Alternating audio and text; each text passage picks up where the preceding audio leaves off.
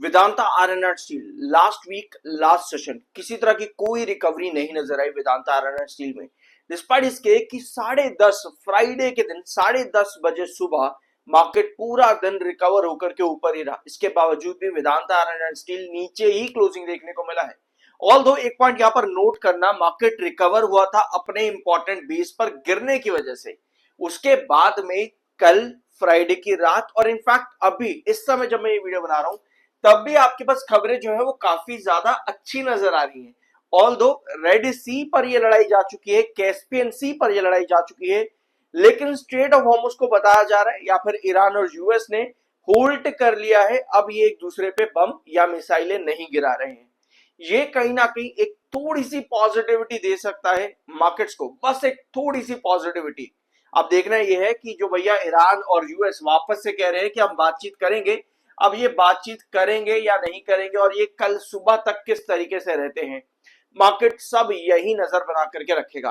Where आज अगर आप वेदांता आयरन एंड स्टील देखोगे, जैसे मैंने अभी आपको बताया 10:30 बजे मार्केट काफी बढ़िया नजर आया। 10:30 बजे के बाद से वेदांता आयरन एंड स्टील ने किसी भी तरह की कोई भी पॉजिटिविटी ऑन चार्ट नहीं दिखाई, डिस्पाइट इसके कि लास्ट थर्सडे को आपको एक स्टॉप कैंडल देखने को मिली। उसके बाद कोई पॉजिटिविटी, कोई रिकवरी नहीं। इनफैक्ट आपका 7 EMA जहां पर ये लगातार रिजेक्शन दे रहा था, जो ब्लू लाइन देख रहे हो 7 EMA जहां लगातार रिजेक्शन दे रहा था, इसके भी नीचे ड्रॉप कर गया वेदांता आयरन एंड स्टील। अब कहीं ना कहीं अगर मार्केट आपका थोड़ा सा सही रहा मंडे के दिन में तो ये कोशिश कर सकता है लगभग 32 रुपए तक जाने की। लेकिन क्यों 32, थोड़ा सा ज्यादा हो जाएगा, लगभग 31 रुपए 50 पैसे तक। क्यों? पहली चीज, मार्केट की रिकवरी अगर बनती है तो ये पॉसिबिलिटी आती है वेदांता आयरन एंड स्टील में। अदरवाइज जो अभी भी आपका चार्ट जो शो कर रहा है वो यही बता रहा है कि यहां पे आपको गिरावट ही देखने को मिलेगी। 1 आवर टाइम फ्रेम पर अपने पुराने सभी अपर सर्किट की रेंज को बार बार रिस्पेक्ट करता हुआ, यहां पर भी आप देखो बार बार रिस्पेक्ट करता हुआ वेदांता आयरन एंड स्टील में लगातार गिरावट ही दिख रही है। तो अगर हम नेक्स्ट बेस की बात करें तो वो बनता है लगभग 29.30 पे, बट कहीं ना कहीं 31.36 ये ज्यादा अप्रोप्रिएट रहेगा 1 आवर टाइम फ्रेम के अकॉर्डिंग।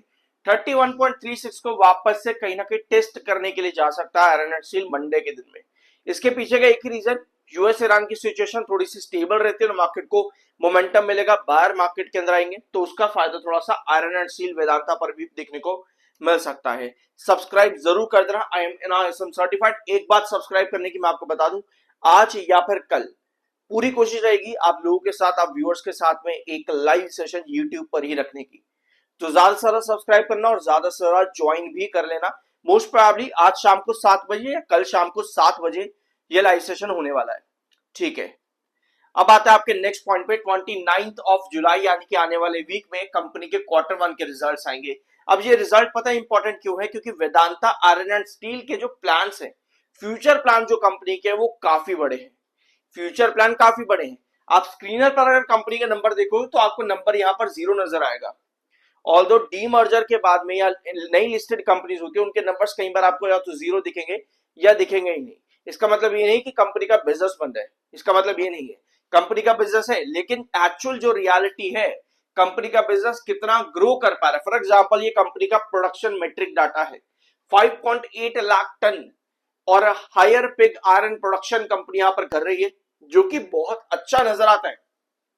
प्रोडक्शन देखेंगे तो ये नंबर काफी बड़ा है, लेकिन एक्चुअल रियली में कंपनी क्या यहां पर हर साल या फिर हर क्वार्टर ईयर ऑन ईयर या क्वार्टर बेसिस पर अपने नंबर्स को बढ़ा पा रही है, ये चीजें Q1 में ही मालूम पड़ेंगी।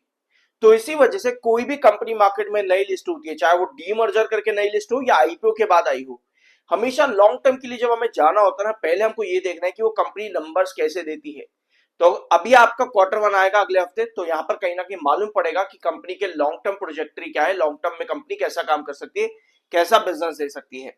अदरवाइज कंपनी में जो नई लिस्टिंग आई उसके बाद में आपको यहाँ पे एफआईएस डीआईएस की होल्डिंग बहुत ज्यादा सेल होती देखने को मिली। प्रमोटर अभी भी उतने ही है, लेकिन एफआईएस की होल्डिंग 14% से गिर करके 5.4% पर आ गई। ऑल्दो डीआईएस की होल्डिंग 13% थी, वो 12.2% पर आई है। डीआईएस ने इतनी सेलिंग नहीं करी, बट एफआईएस की सेलिंग काफी ज्यादा बड़ी थी और पब्लिक वहां खरीद करके बैठी 16.4% से 25.9% पर। तो पब्लिक की खरीदारी बहुत बढ़ी हुई, यानी कि जिसने एफआईएस डीआईएस जिस भी इंस्टीट्यूशन ने अपने शेयर्स बेचे वो पब्लिक ने जाकर के उठा लिए कि भैया यहां से कुछ बड़ा होगा। लेकिन बदले में पब्लिक को यहां पर क्या मिला? पब्लिक को मिल गई एक तरफा गिरावट। तो अगर आप भी इसमें हायर लेवल पर जाकर के फंसे हो तो कमेंट बॉक्स में अपना जो है बता सकते हो अपनी स्टोरी, आप यहाँ पर कैसे एंट्री करी, क्यों एंट्री करी। क्योंकि देखो जो भी नई बिजनेस आ रहा है पहले तो एक बार हमें ये मालूम पड़े कि कंपनी बिजनेस कैसे दे रही है। अदरवाइज अगर ये स्टॉक यहां पर भी है ना, क्या सेफ है? जब तक बिजनेस नहीं आ रहा है तब तक ये भी नहीं पता चल सकता कि यहां पर ये सेफ है कि नहीं है। अगर बिजनेस बढ़िया आ रहा है तो हम यहाँ पर धीरे धीरे करके एंट्री कर सकते हैं, क्योंकि वो इंडिकेट हमको करेगा कि भैया मैं धीरे धीरे अगर बिजनेस बढ़ा रहा हूं तो मेरी ट्रेजेक्ट्री जो शेयर पर है वो भी बढ़ सकती है।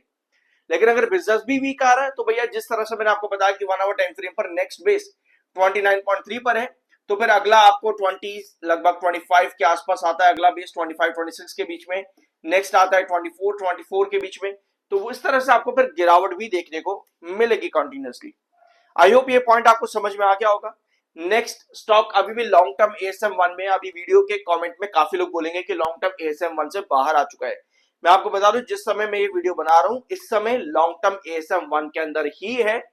गूगल पर चाहो तो जाकर के सर्च भी कर लेना या फिर किसी भी वेबसाइट पर देख लेना, long term ASM 1 current status अभी भी शो कर रहा है। ये बात अलग है कि मंडे के दिन जाकर के कुछ और हो, बट फिलहाल के लिए जब मैं ये वीडियो बना रहा हूं लॉन्ग टर्म एएसएम 1 में ही है। दूसरा रीजन कि क्यों मंडे के दिन हम छोटी सी रिकवरी देख सकते हैं इसके अंदर, पहला तो हमने मार्केट समझा, दूसरा आता है आपका एमएफआई 29.7 पर जो कि बुलिश है, 52.9 पर आपका आरएसआई। तो दूसरा रीजन आपका एमएफआई बनता है। तो इन दो रीजन के चलते आपको छोटी सी रिकवरी देखने को मिल सकती है वेदांता आयरन एंड स्टील में। छोटी का मतलब बस एक सेशन की, बाकी देखते हैं आगे किस तरीके से कंपनी के रिजल्ट आते हैं और आगे क्या मोमेंटम कैरी होगा। वेदांता लिमिटेड वीडियो अवेलेबल है चैनल पर, जाकर के देख सकते हो। वेदांता पावर वीडियो अवेलेबल है चैनल पर, वेदांता एल्यूमिनियम वीडियो अवेलेबल है, Vedanta oil and gas in सभी का वीडियो चैनल पर अवेलेबल है, प्लीज जाकर के जरूर देखना। इस वीडियो में कुछ नया जानने को मिला हो सब्सक्राइब जरूर करना, और यस आज या फिर कल शाम को 7 बजे इसी चैनल के ऊपर लाइव सेशन रहेगा, तो ज्यादा सारे लोग सब्सक्राइब करना और ज्वाइन भी टाइम पर कर लेना। मिलता अगले वीडियो में।